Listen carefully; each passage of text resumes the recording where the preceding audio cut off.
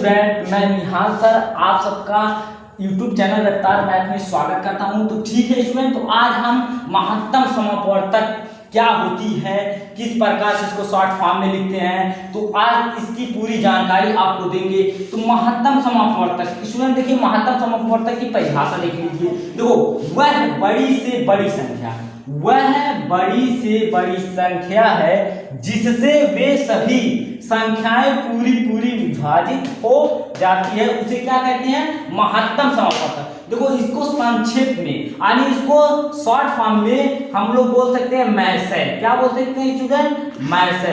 इसका short form होता है मैसे, यानी मैसे का एक परिभाषा हम लोग लिखिए, ठीक है। और इसको इंग्लिश में कहते हैं HCF।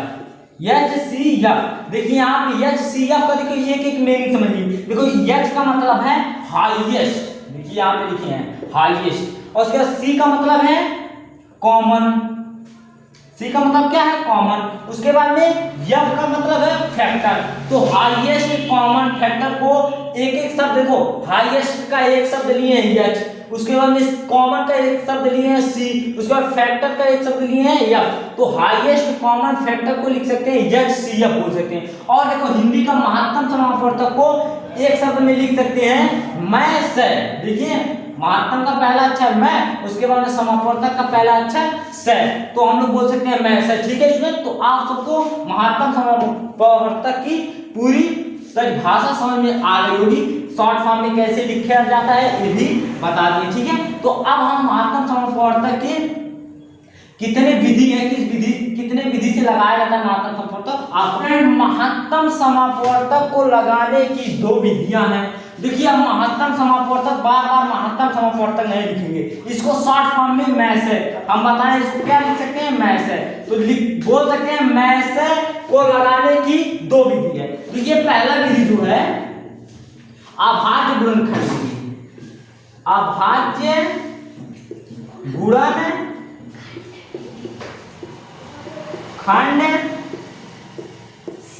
विधि, ठीक है स्टूडेंट। और दूसरा जो है वो भाग विधि है। किस प्रकार से है?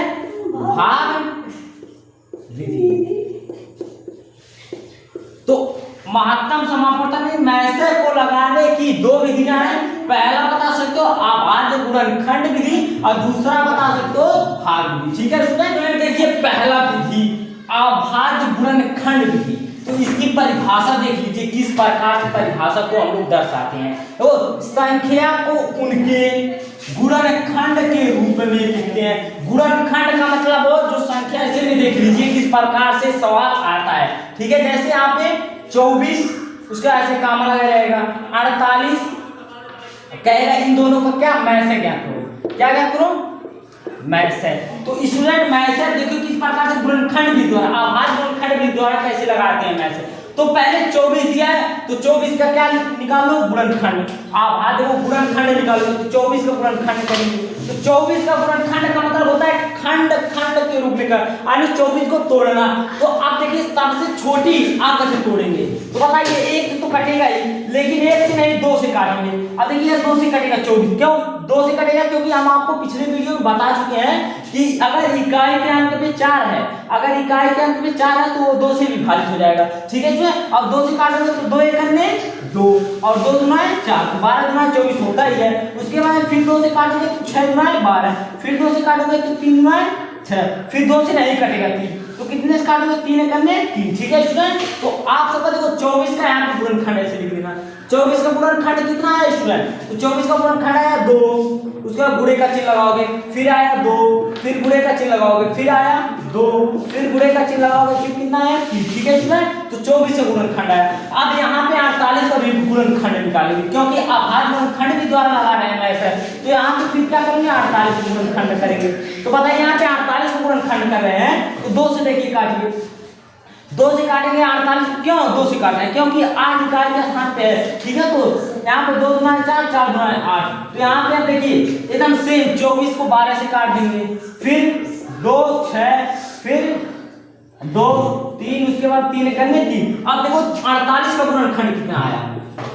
48 का गुणनखंड आया 2 गुणे 2 गुणे, देखिए 2 गुणे 2 गुणे 2, उसके बाद में फिर गुणे 2, फिर गुणे कितना है 3। ठीक है स्टूडेंट, तो हम लोग का ये 24 का गुणनखंड इतना है और 48 का गुणनखंड इतना है। तो संख्याओं को उनके गुणनखंड के रूप में लिखना। अब अगर गुणनखंड के रूप में लिख दिए दोनों संख्या को लिख दिए, फिर उनके बाद उसके बाद क्या करेंगे, उभयनिष्ठ गुणनखंड। अब इनमें उभयनिष्ठ मतलब क्या होता है, समान। तो आज बताओ दोनों गुणनखंड में समान क्या क्या है। देखिए यहाँ पे 2 समान है, तो 2 1 2 लिख दोगे। उसके बाद अब यहाँ पे मैं से लिख दोगे, क्या लिख दोगे, मैं से बराबर है। अब मैं से बराबर यहाँ लिख दोगे 2। उसके बाद में फिर ये 2 क्या है, समान है दोनों में, तो गुणे 2 करोगे। उसके बाद में फिर ये अंक समान है, तो इसको गुणे 2 करोगे। अब बताइए 2 का कोई जोड़ा है नहीं है, तो ये 3 समान है, तो गुणे 3 करेंगे। ठीक है स्टूडेंट, तो अब बताइए फाइनल आंसर मैसे का कितना आएगा, 24।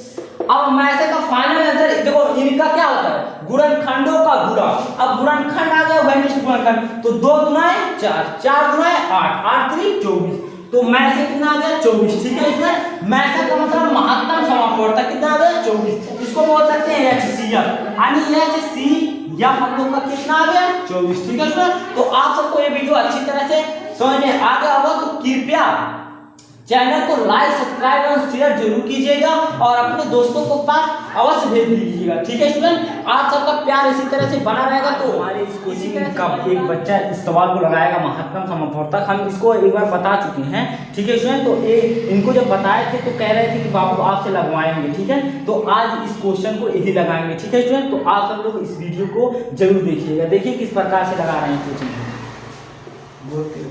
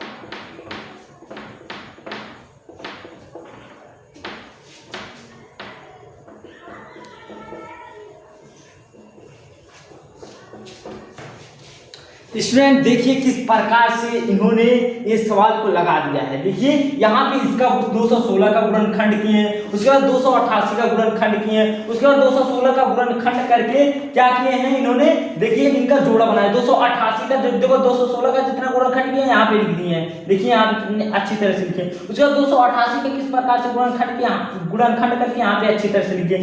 अब देखो महत्तम समापवर्तक का मतलब इन्होंने हम बताया इनको कि इनका जोड़ा बनाते हैं। देखो कॉमन फैक्टर, तो कॉमन फैक्टर इसमें देखो 2 मिल रहा है, दोनों में 2 मिल रहा है, 2 मिल रहा है। देखिए यहाँ पे 1 3 है, यहाँ पे 3 मिल रहा है। ठीक है स्टूडेंट, यहाँ पे 1 3 है, यहाँ पे 3 में 3 मिला है। ठीक है, तो उन्होंने उन दोनों का जो कॉमन फैक्टर मिला है उनका क्या किया, करवाए गुणे। देखिए 1 2 यहाँ से मिला, 1 2 यहाँ से मिला, 1 2 यहाँ से मिला और 1 3 यहाँ से मिल गया और 1 3 यहाँ से मिल गया। तो 2 गुना 4, 4 गुना 8, 8 3 24, 24 3 कितना हो गया 72। यहाँ पे इन्होंने फाइनल आंसर 72 दे दिया। ठीक है स्टूडेंट, बहुत सही।